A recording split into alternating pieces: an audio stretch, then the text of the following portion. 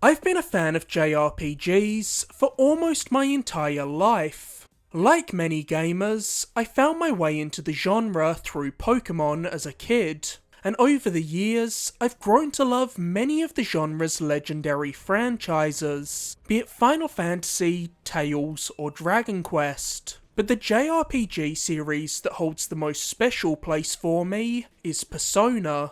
We're living in a golden age for JRPGs, with countless long-running series currently thriving, so it's easy to forget that this wasn't the case not so long ago. While not without a handful of beloved titles like Ni no Kuni, Tales of Vesperia, and Lost Odyssey, the late 2000s and early 2010s were overall a pretty bleak time for JRPGs. The Final Fantasy XIII trilogy was polarising among fans, the landscape was filled with odd one-off misfires like Infinite Undiscovery, The Last Rebellion, and Time and Eternity, and you had studios like Idea Factory flooding the market with garbage like the Hyperdimension Neptunia games. It was starting to feel like the genre's golden days were in the past. But just when I thought I was falling out of love with JRPGs, Persona 4 Golden dropped on the Vita. Being a massive fan of the Vita, and seeing the rave reviews for Golden, I picked it up immediately, having no real idea what to expect. But upon diving into Persona 4 Golden, I was blown away. P4G consumed every second of my free time until its credits rolled. The endearing cast of characters, the fascinating central mystery, the engaging turn-based combat, the town of Inaba's cozy vibe, I just adored every aspect of Persona 4 Golden. At the time, I'd never played anything like it, and to this day, Persona 4 Golden remains my favourite game of all time. After that, hungry for more, I went backwards and snagged the PSP versions of the prior Persona games, and I've devoured every sequel and spin-off offered since, with Persona 3 and 5 also joining the ranks of my favourite games ever. I adore this franchise, and it's been incredible seeing Persona's rise from the once niche series it was to the phenomenon it is today. So when Persona 3 Reload was unveiled last year, it quickly rocketed up my most anticipated games list for 2024, sitting only behind Final Fantasy VII Rebirth. Now, having finished and platinumed Persona 3 Reload, I can say that it is a practically perfect remake. By completely modernising the visuals without losing any of the unique stylistic flair of the original Persona 3, and overhauling the combat mechanics to remove the frustrations of prior versions of P3, bringing the gameplay more in line with Persona 5, while leaving the already exceptional storyline and characters intact, Atlus has made Persona 3 Reload the definitive way to experience one of the all-time RPG greats. While the Persona games never shy away from exploring dark subject matter and the sinister side of humanity, I think it's fair to say that Persona 3 is still the most tonally and thematically bleak Persona game to this day. Persona 3's story revolves around a phenomenon known as the Dark Hour. At the stroke of midnight, a secret extra hour of the day begins that almost nobody is aware of, as normal humans transmogrify into coffins during the Dark Hour. At this time, dangerous creatures called shadows, beings born of the suppressed negative emotion of the world, stalk the streets, killing anyone not safe within a coffin. With the grim imagery as you walk through eerie streets lined with coffins, helping to build Persona 3's dark, oppressive atmosphere. While most people are completely unaware of the Dark Hour, a select few can move freely within it. These are the people with the potential to awaken their persona, a physical manifestation of a person's inner self that can be used to combat shadows. And that's where our nameless protagonist comes in. Having just moved to Tatsumi Port Island to attend Gekukan High School, our protagonist moves into a dorm inhabited by the members of SEAS, the Specialised Extracurricular Execution Squad. a team of students with the power to wield personas who are eliminating shadows and investigating the Dark Hour in the hope of putting an end to it once and for all, with the protagonist being initiated into Seas at the start of the game after awakening his persona one night when a shadow attacks the dorm. The Dark Hour is also seemingly responsible for a mysterious condition called apathy syndrome, which causes its victims to lose all energy and become completely unresponsive to their surroundings. So when you're wandering around town, you're constantly stumbling across the dead-eyed victims of apathy syndrome, mumbling to themselves as they stand around lifelessly, which is another reason why P3's Port Town feels far less inviting than Inaba in P4 or Tokyo in Persona 5. Persona 3 gets off to a much faster start than other Persona games. While Persona 4 and 5 take their time setting up their stories and characters, and require you to get a decent way in before you fully come to grips with their central story and themes, Persona 3 hits the ground running, establishing its central mystery within the first couple of hours. This brisk pacing makes Persona 3 a great jumping on point for newcomers to the series, even more so as it's one of the shorter Persona games. That said, Persona 3 is still a pretty long game by normal standards. Your first playthrough is probably going to be somewhere around 70 hours, but that's still significantly shorter than Persona 4 Golden, which is more like 80 hours, and Persona 5, which is easily over 100 hours long. The Persona games always have memorable casts of characters making up their main crews, and Persona 3 is no exception. Seas is comprised of an interesting assortment of characters that present a diverse array of personality types. There's discerning third-year Mitsuru, who's served as the de facto leader of Seas until you take the role. The often sarcastic Yukari, who is initially a little standoffish with you, but quickly becomes a huge part of the heart of Persona 3 once you get to know her and she drops her guard a little.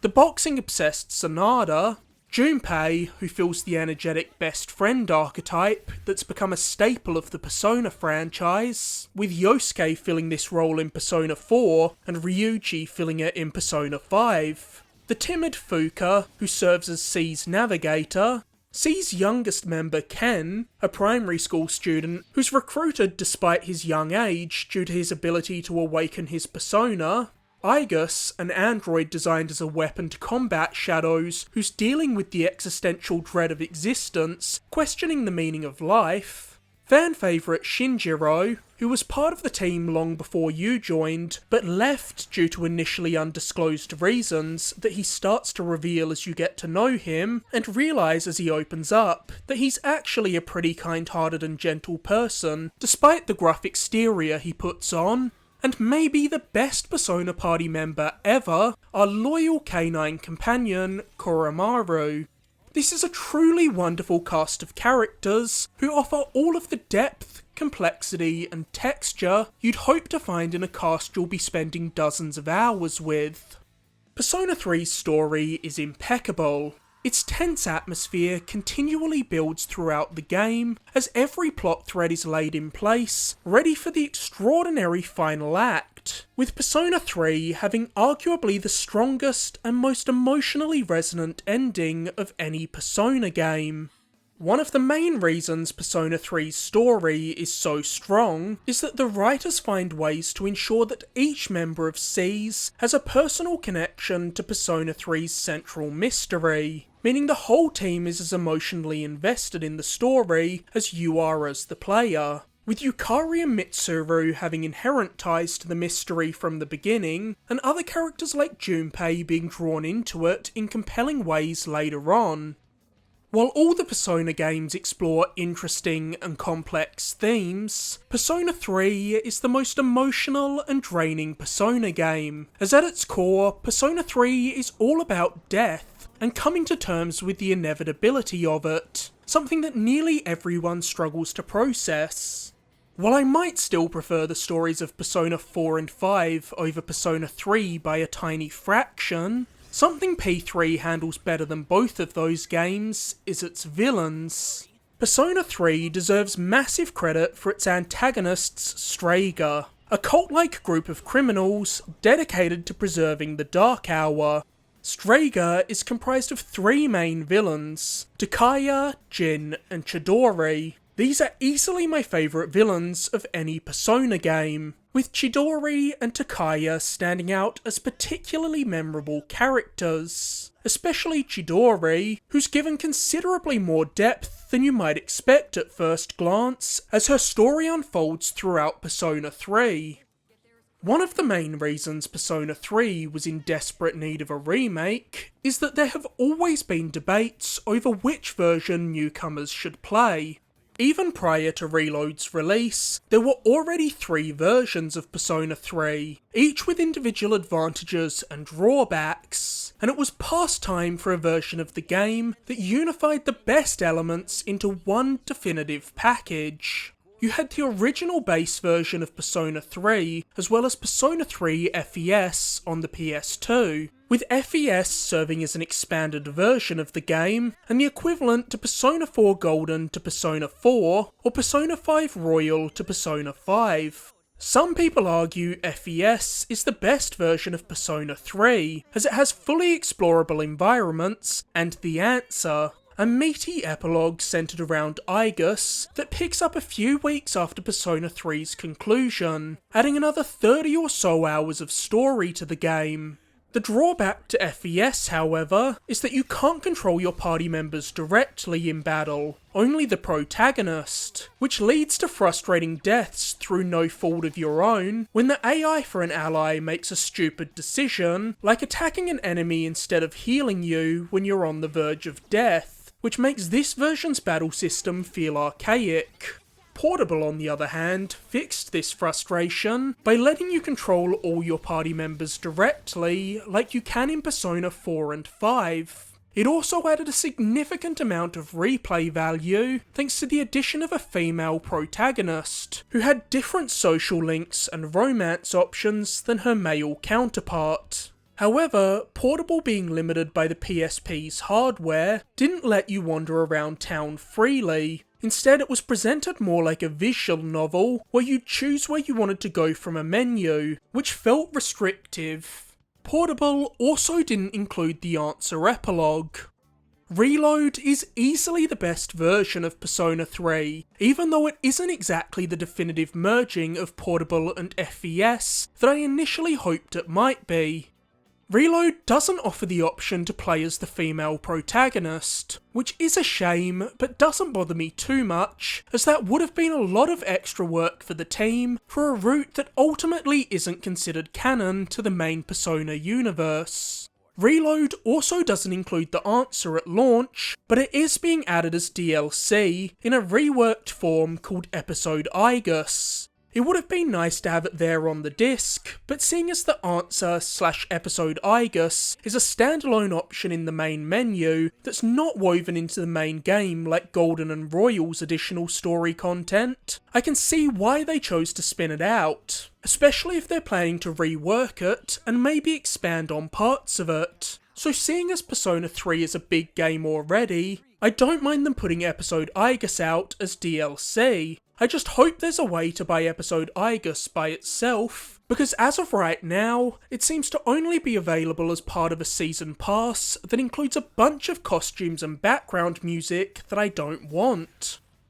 The reason Reload is the definitive way to experience Persona 3 is due partially to the visual overhaul that's complete with a UI so slick it could give Persona 5 a run for its money, but mostly due to the massive improvements made to the combat system that takes the monotony out of fights. I know it's not to everybody's taste, but I love turn-based combat in games, and in my opinion, no other series does it quite as well as Persona. The rhythm of Persona's combat is so satisfying, it's just unmatched by other JRPGs. Reload has reworked Persona 3's battle mechanics to bring them more in line with Persona 5 Royal, which is smart because that is the best playing JRPG ever as far as I'm concerned. The mechanics of the Persona games always have you thinking several moves ahead. If you plan correctly, you can destroy an entire group of enemies without ever giving them a chance to attack. If you exploit an enemy's weakness by hitting them with an attack they're weak against, you'll knock them down, which gives you an extra turn, and Persona 3 Reload implements an equivalent of Persona 5 Royal's baton passes called shifting, where you can pass that extra turn onto someone else in the party, so they can use their unique skills to knock another enemy down and generate another bonus turn. Play your cards right, and in most battles, you'll be able to knock every opponent on the field down by switching from party member to party member. Once every enemy is down, you can perform an all-out attack, where everyone in the party will jump the downed enemies simultaneously, dealing a massive amount of damage that can usually take out an entire squad of non-boss enemies. Of course, you can't exploit an enemy's weakness if you don't know what it is, and if you go around trying out every type of attack on each enemy you encounter, you'll quickly burn through all your MP. And this is where your navigator Fuka comes in. While Fuka can't attack enemies, she can cast spells that analyse enemies, exposing their weaknesses. And once you've analysed an enemy type, you can bring up their weaknesses and strengths any other time you encounter them with a tap of L1. One of the other major changes to combat in Persona 3 Reload is the addition of ultimate techniques for each party member, known as Theurgy skills. Theurgy skills can only be activated in the heat of battle when emotions are running high, by expending a party member's Theurgy gauge. While their Theurgy gauge will slowly fill by landing attacks on enemies, there are methods to make each specific character's Theurgy gauge fill faster by performing certain actions in battle. For example, Yukari, being the first healer in the party, can fill her Theurgy gauge by healing her teammates, while Mitsuru can fill hers by inflicting status effects on enemies. Most Theurgy skills are incredibly powerful attacks that can override enemies' elemental immunities, but there are some exceptions, like Fuka's Theurgy skill, which instead gives every party member a buff. Sometimes it'll increase their attack and defense stats, other times it'll refill their health and MP. Each party member's persona grants them a series of unique, usually elemental abilities, but what makes the protagonist of each Persona game special is that they can utilise multiple personas, and can even fuse different personas to create new personas with a blend of all different attack types, making them an effective fighter in every battle you get into. The party members summon their persona differently in each Persona game. In Persona 4, they just raise a card. In Persona 5, they tear the masks they wear from their face. But Persona 3 certainly has the most memorable method of summoning a persona, which is having the characters shoot themselves in the head with a gun called an evoker. This is obviously quite violent and shocking imagery, but it very much suits the darker tone of Persona 3 and the themes of the game that revolve around life and death. Persona 3 Reload's battles flow wonderfully, moving along at a faster clip than the turn-based JRPGs of old, even if certain boss battles still drag on a little too long. I still think Persona 5 Royal has the best Persona battle system, largely because each party member has a secondary weapon with their gun, but at this point we're comparing two near-perfect JRPG battle systems. At the end of an encounter in Persona 3, you'll often get a card shuffle, a mechanic that will no doubt be familiar to all players of Persona 4. When a card shuffle happens, you'll be given the chance to pick a card from a random selection, which will reward you with a bonus for winning your battle. Your choices range from new persona, to skill cards that teach your persona's new abilities, to money or increased XP gain for the prior battle. Persona 3 is structured a little differently from Persona 4 and 5. In those games, you had the various dungeons and palaces to work your way through, whereas Persona 3 has only one dungeon, a sprawling tower called Tartarus, that you slowly work your way to the apex of throughout the entire game. If you've played Persona 5, imagine if you didn't have the palaces, just an expanded version of Mementos. Tartarus got extremely repetitive in prior versions of Persona 3, so I was nervous when Atlus said it would remain largely unchanged here. But Tartarus is much better in Reload due to the improved combat mechanics that make the game flow better, the addition of a sprint button, as well as Reload's visual overhauls, with the increased detail in Tartarus making the change in visuals that occurs every 20 to 30 floors feel more significant than it used to.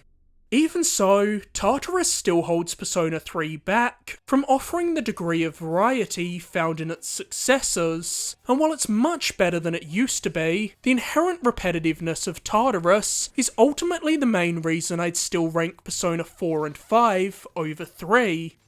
A fantastic quality of life feature in Persona 3 Reload is the clocks you can randomly stumble across while exploring Tartarus. At these clocks, you can exchange Twilight Fragments, a currency found all over Tartarus as well as town, to instantly level up party members to the protagonist's level, meaning if you haven't brought someone with you for the last handful of trips into Tartarus, but think their skills could be helpful for your current expedition, you can get them in shape for battle without having to grind the same floors over and over again to level them up, which caused me to mix up the makeup of my party far more often than I otherwise would have.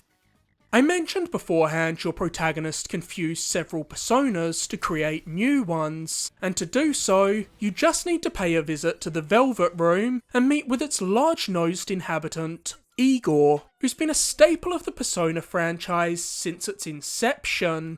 Once you've fused or obtained a persona through a card shuffle, it's added to your compendium, and you can pay Igor to summon it for you at any point, if you've released it and want it back, or end up needing it to fuse a specific persona. There is one minor annoyance with the Velvet Room in Persona 3 Reload that massively bugged me, as it's such a glaring oversight, and that's that you cannot release a persona while in the Velvet Room. So if you need to summon a persona to fuse something new, but all your slots are full, you'll have to exit the Velvet Room, release the persona, and then load straight back into the Velvet Room again to summon the persona you need. Another reason you'll want to visit the Velvet Room frequently is to visit Igor's companion, Elizabeth. Igor has a different companion in every Persona game from this point on. In Persona 4, it's the soft-spoken Margaret, and in Persona 5, it's the twins with dueling personalities, Caroline and Justine.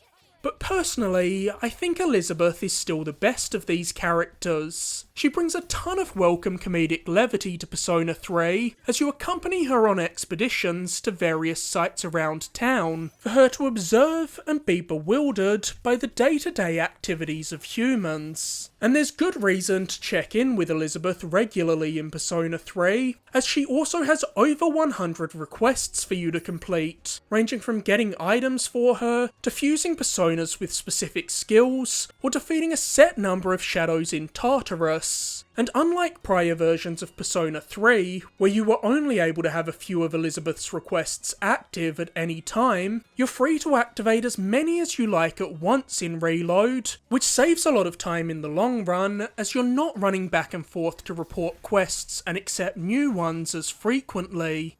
Elizabeth's requests yield a myriad of rewards, be it Twilight Fragments, weapons, accessories, items, or maybe most appealingly, new costumes, with each party member having various costumes that can be unlocked throughout the game. Though annoyingly, you can only see the costume by equipping it. It would have been nice to see a preview of the costumes in the character menus, so you wouldn't have to equip something, realise it looks terrible, and then re-equip your previous outfit. While the combat is excellent, the best part of any Persona game is usually the social links. Throughout the year you spend at Gekukan High School, you'll form bonds with various characters, and by spending your free time with them, you'll be able to deepen your bonds with them. I always love getting to know the cast of a Persona game, and seeing the changes and growth they undergo throughout the year.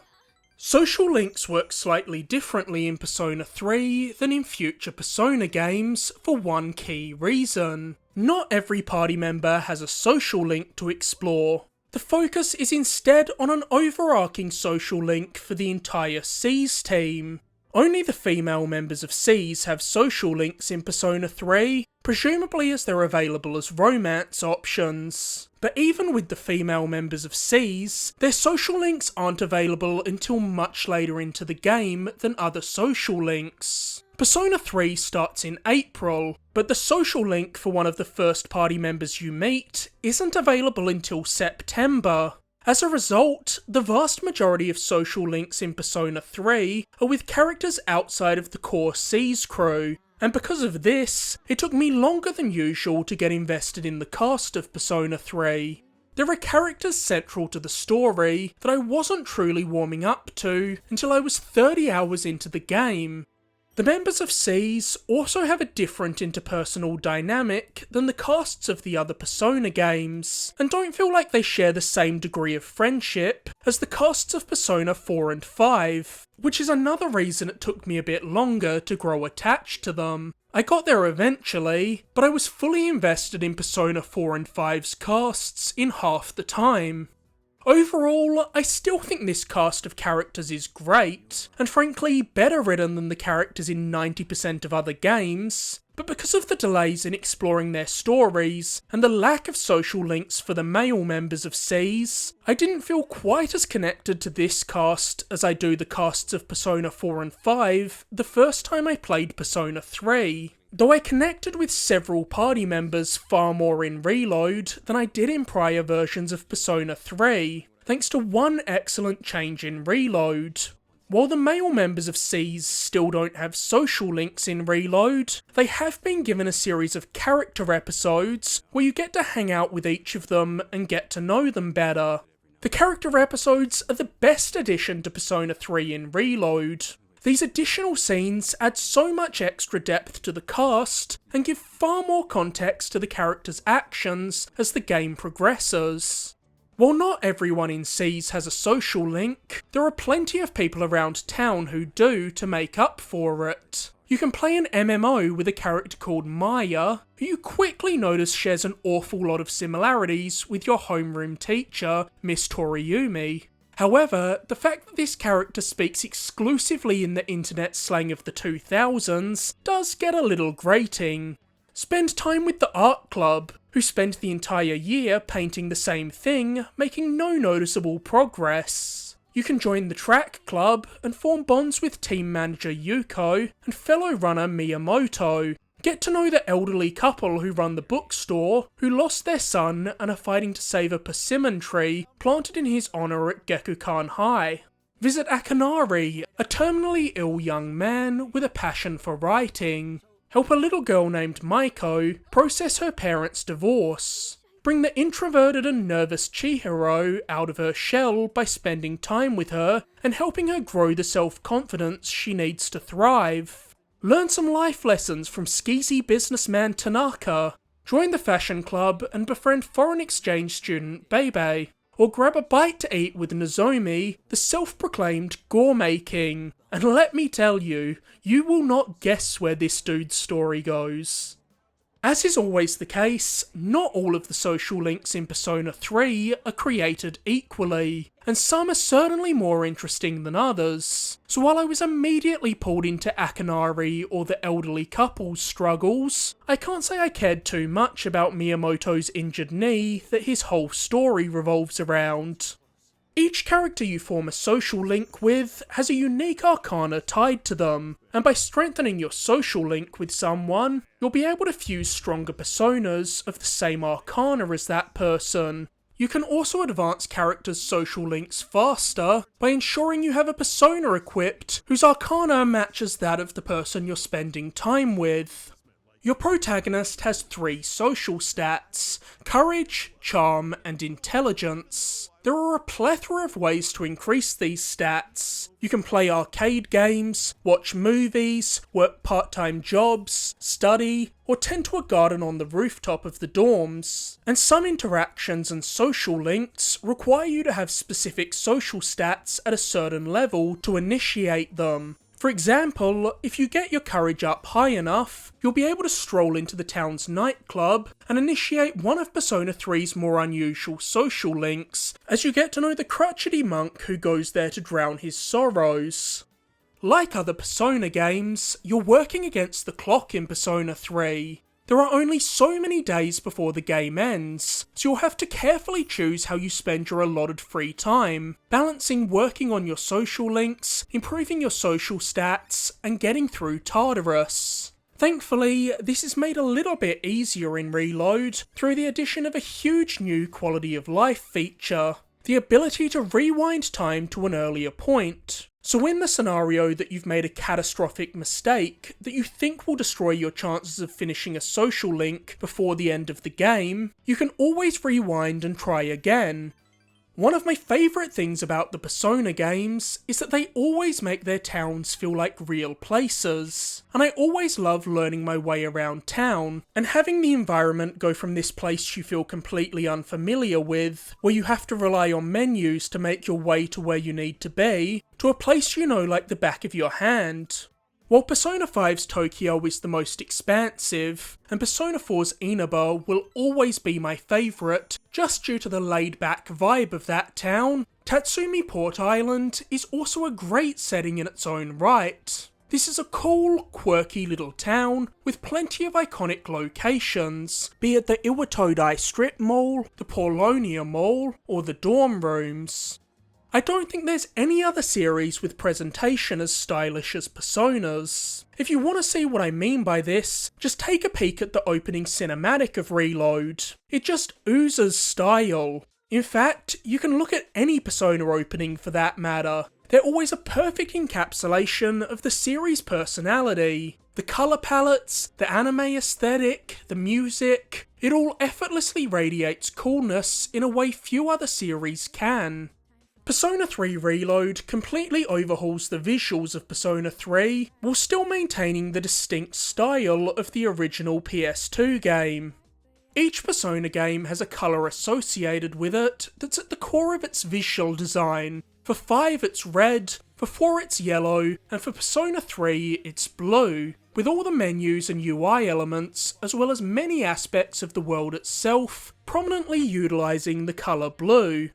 The colour schemes match the tone of each Persona game, with the blue colour scheme suiting the more melancholic themes of Persona 3, whereas Persona 4 is the opposite. Despite still touching on darker themes, 4 is easily the most joyful and light-hearted Persona game, so the bright yellow colour palette matches this, while the reds of Persona 5 suit the exciting, high-energy tone of the game.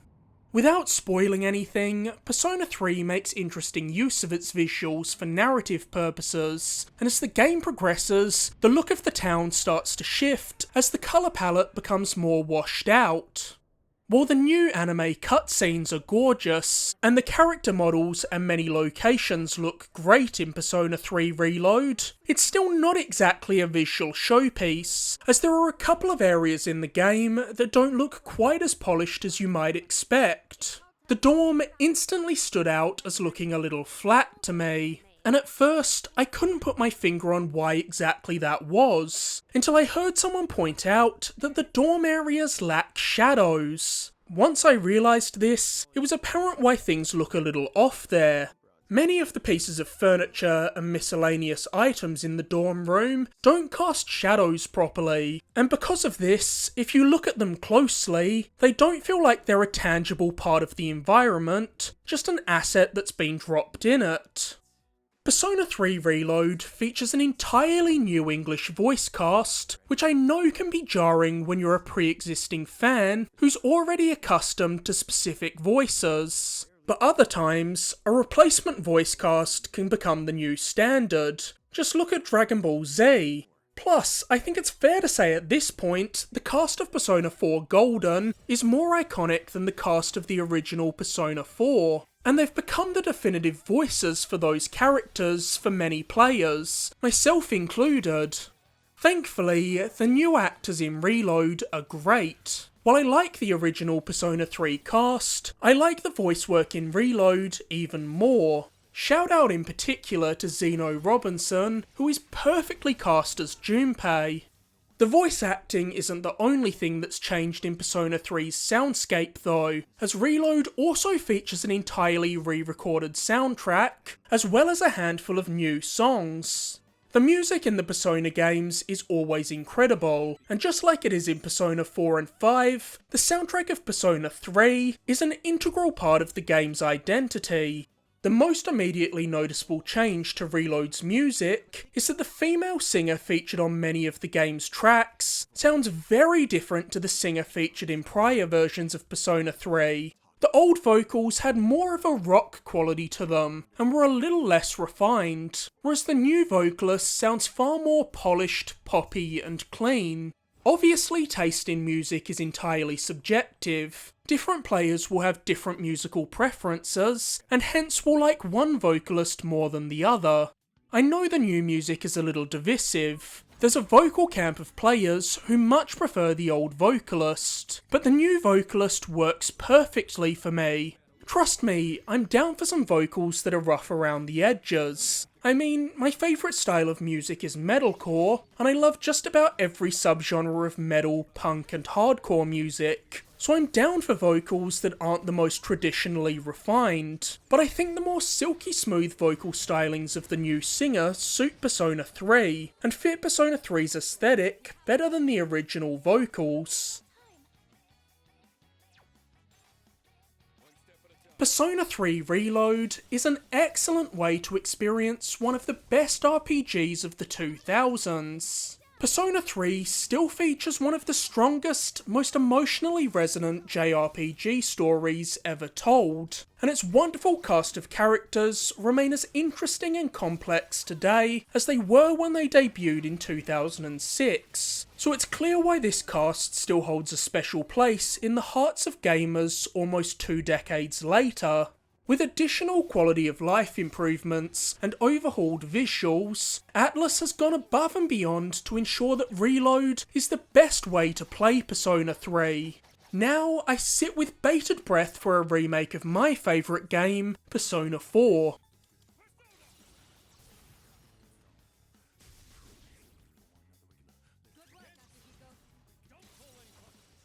As always, thank you so much for watching. If you enjoyed this video, be sure to like, subscribe, or leave a comment. You can find countless other videos on my channel, including my recent reviews of Suicide Squad Kill the Justice League and Tekken 8. And be sure to stay tuned for my upcoming review of Final Fantasy VII Rebirth.